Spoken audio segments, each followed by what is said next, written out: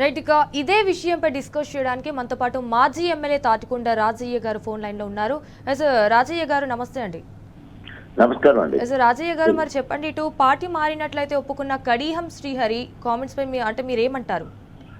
So ఆయన నిజ స్వరూపం నమ్మక ద్రోహానికి పరాకాష్ట కడియం శ్రీహరి గారు. కేసీఆర్ గారిని వెన్నుపోటు పొడిచి తిన్నింటి వాసాలు లెక్క పెట్టే విధంగా ఆనాడు కాంగ్రెస్ పార్టీకి అమ్ముడు పోయిండు. ఎందుకంటే కేసీఆర్ గారిని బ్లాక్ మెయిల్ చేసి ఎమ్మెల్యే టికెట్ సంపాదించుకొని ఎంపీ టికెట్ బిడ్డకి ఇప్పించుకొని అనేక రకాలుగా ఆర్థికంగా లావాదేవీలు అయిన తర్వాత అంతకంటే ఎక్కువ లాభం వస్తుందని చెప్పేసి కాంగ్రెస్ లోకి వెళ్ళడం జరిగింది. అది గతంలో జరిగిన అంగీకారం మేరకే, గతంలో జరిగిన ఒప్పందం మేరకే ఆయన పోవడం జరిగింది. అందుకే కేసీఆర్ గారు బాగా మానసికంగా కడియం శ్రీహరి విషయంలో ఈయనకు రాజకీయ సమాధి చేయాలని మాట్లాడిన కేసీఆర్. ఎందుకంటే కేసీఆర్ ఎవరి చేతులు అంత మోసపోలే, కడియం శ్రీహరి చేతులు అంత మోసపోయాడు. సో అట్లా కాంగ్రెస్ పార్టీకి అమ్ముడుపోయి ఇన్ని రోజులు కూడా మరి గణపురం నియోజకవర్గంలో కాంగ్రెస్ పార్టీ పరంగా అనేక కార్యక్రమాలు చేస్తుంటూ ప్రతి సందర్భంలో ఉంటుంటూ మొన్న భయపడి నేను ఎక్కడ ఉండాలో అక్కడే ఉన్నా, ఏ పార్టీలో ఉండాలి అక్కడే ఉన్నా అన్న మనిషి ఈ రోజు బై ఎలక్షన్లు వస్తే అటు కాకుండా ఇటు కాకుండా నేను అవుతున్నాయని చెప్పేసి బహిరంగ ప్రజా వేదిక మీద ఒక సభలో మాట్లాడడం జరిగింది. నేను కాంగ్రెస్ పార్టీకి చేరాను అని మాట్లాడడం జరిగింది. సో నైతికంగా అదేవిధంగా రాజ్యాంగబద్ధంగా ప్రజాస్వామ్యబద్ధంగా బీఆర్ఎస్ పార్టీ బీఫామ్ మీద గెలిచి బీఆర్ఎస్ పార్టీలో సభ్యత్వం తీసుకున్న వ్యక్తి ఈరోజు ఈ పార్టీకి రాజీనామా చేయకుండా ఈ పార్టీ ద్వారా సంక్రమించిన పదవిని అన్వయించడానికి ఒక్క నిమిషం కూడా ఆయనకు అర్హత లేదు. వెంటనే ఆయనకు సామాజిక బాధ్యత ఉన్నా, లేదా అవగాహన ఉన్నా, లేదా రాజ్యాంగం మీద గౌరవం ఉన్నా, లేదా ఇంకా ప్రజాస్వామ్య దగ్గర ఉన్నా వెంటనే రాజీనామా చేయాలి. పార్టీ మరి ఇంకా సిగ్గుగా బీఆర్ఎస్ పార్టీ మీద గెలిచిన ఎమ్మెల్యే పదవి ఉండడం అంటే నీ సిగ్గుగా తలదించుకోవాల్సింది. ఇలా ఏ ఊర్లో పోయినా కూడా ఎల్లగొట్టే పరిస్థితి. ఇలా మల్లికుదుర్ల కానీ, షుడిషపల్లె కానీ, గుండసాగరం కానీ ఇలా తిరిగిన గ్రామాలలో నిలదీస్తా ఉంటే పోలీసులు అరెస్ట్ చేస్తా ఉంటే వద్దు రేపు మళ్ళీ నేను అన్నట్టు మాట్లాడే క్రమం చేస్తా ఉన్నాడు. ఏ ఊర్లో కడియం శ్రీహరికి తిరిగే పరిస్థితి లేదు. ఎందుకంటే ఇదేం పోయే కాలం ఈ వయసులో 75 ఏళ్ల వయసులో నమ్మిన పార్టీని, నమ్మిన వ్యక్తులను మోసం చేసి అందులో అన్నిటికంటే ముఖ్యంగా ఎంపీ ఇచ్చి, ఉప ముఖ్యమంత్రి చేసి, 2 సార్లు ఎమ్మెల్సీ చేసి, నీ సామాజికంగా నువ్వు తక్కువ జనాభా కూడా బ్లాక్ మెయిల్ చేస్తే నీకు ఎమ్మెల్యే టికెట్ ఇచ్చి, మళ్ళీ నా బిడ్డకి నేను పార్టీలో ఉంటాను మళ్ళీ బ్లాక్ మెయిల్ చేస్తే నీ బిడ్డకు కూడా బీఫామ్ ఇచ్చి పార్టీ పంపిస్తే నమ్మక ద్రోహం చేసి నువ్వు కాంగ్రెస్ పార్టీకి అమ్ముడు పోయినవే. నీ ఏ రోజన్నా నువ్వు ఆయన కంటి నిండా నిద్రపోతలేడు అనుకుంటా. ఎందుకంటే గ్రామాలలో, అదే నియోజకవర్గంలో, జిల్లాలో, రాష్ట్రంలో ఈయనను తిట్టినంత తిట్లు ఇంకెవరు పడరు. అక్కడ రేవంత్ రెడ్డికి ఎన్ని తిట్లు పడుతున్నాయో ఈరోజు కడియం శ్రీహరికి అన్ని తిట్లు పడుతున్నాయి. మొత్తము తెలంగాణ మొత్తంలో రేవంత్ రెడ్డి కాంగ్రెస్ పార్టీకి వ్యతిరేకం అయితే గణపురం నియోజకవర్గంలో డబుల్ ధమాకాటలు. అంటే అటు కడియం శ్రీహరికి వ్యతిరేకమే, అదేవిధంగా రేవంత్ రెడ్డి కాంగ్రెస్ కు వ్యతిరేకమే. కాబట్టి నీకు ఇప్పటికైనా కడియం శ్రీహరి గారు ఇప్పటికైనా కూడా నోటీస్ వచ్చింది. వెంటనే ఇవాళ కాంగ్రెస్ పార్టీలో నేను ఉన్నా అని చెప్పినావు కాబట్టి వెంటనే ఈ పదవికి రాజీనామా చేయడం డిమాండ్ చేస్తూ తప్పకుండా రేపు రాబోయే రోజుల్లో గణపురం నియోజకవర్గంలో కేసీఆర్ గారి ఆదేశం నీకు రాజకీయ సమాధి కట్టాలని, తప్పకుండా నిన్ను రాజకీయ సమాధి కట్టి మరి పాలకొత్తి నీ ఊరికి పంపిస్తామని చెప్పేసి హెచ్చరిస్తున్నాం. ఇంకా రాబోయే రోజులలో బీఆర్ఎస్ పార్టీ శ్రేణులు గెలిపించిన నాయకులు, కార్యకర్తలు అందరూ ప్రతి ఊర్లో తిరగబడడానికి మరి రంగం సిద్ధం చేసుకుంటా ఉన్నారు. తప్పకుండా రేపు రాబోయే రోజుల్లో ఆయనకు రాజకీయ సమాధి కట్టడం. అంటే రాజయ్య గారు ఇటు అంటే తాను పోటీ చేసిన పార్టీయే అంటే రాష్ట్రంలో అధికారంలోకి రాకపోవడంతో ఇటు అభివృద్ధి కోసమే కాంగ్రెస్ పార్టీలో చేరానని కూడా చెప్పారు. సో మరి దీనిపైన మీ అనాలిసిస్ ఏంటి? సో అభివృద్ధి కోసం ఆయన పోయిన మాట ఇప్పుడు ఆయన కొండందవి ఎలుకని పట్టినట్టు ఇవాళ పార్టీ ప్రభుత్వం ఏర్పడ్డాక ఇచ్చిన హామీలు ఏ ఒక్కటి 119 నియోజకవర్గాలలో అమలు కావట్లేదు. ఓన్లీ గణపురంలోనే అమలు అవుతాయా వాళ్ళు ఇచ్చిన హామీలన్నీ కూడా? సో ఇక్కడ కూడా అమలు కావడం లేదు. ఓన్లీ హామీలు మాత్రంగానే ఇవ్వడం జరిగింది.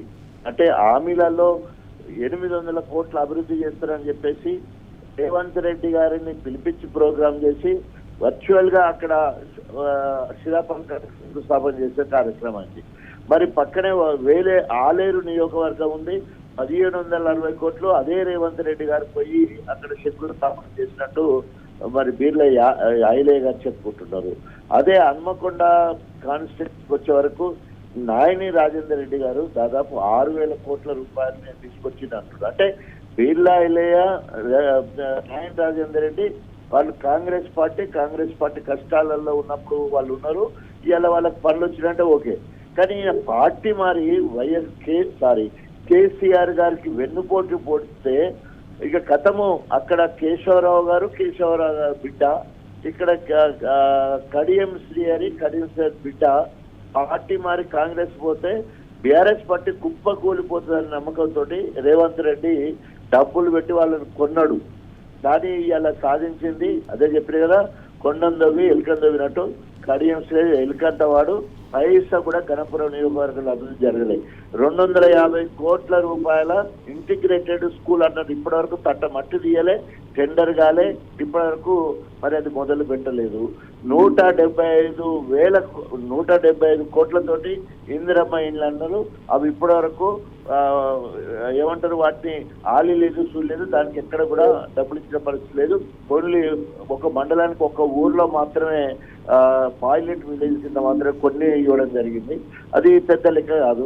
తర్వాత 145 కోట్లతోటి దేవాదుల కాలువ మరి హలో దేవాదుల కాలువ మరమ్మతులు అన్నాడు, లైనింగ్ అన్నాడు, అది ఇంతవరకు మొదలు పెట్టలేదు. డిగ్రీ కాలేజ్ 45,000 అన్నాడు, అది మొదలు పెట్టలేదు. అదేవిధంగా ఆర్డీఓ కాంప్లెక్స్ అన్నాడు, అది మొదలు పెట్టలేదు.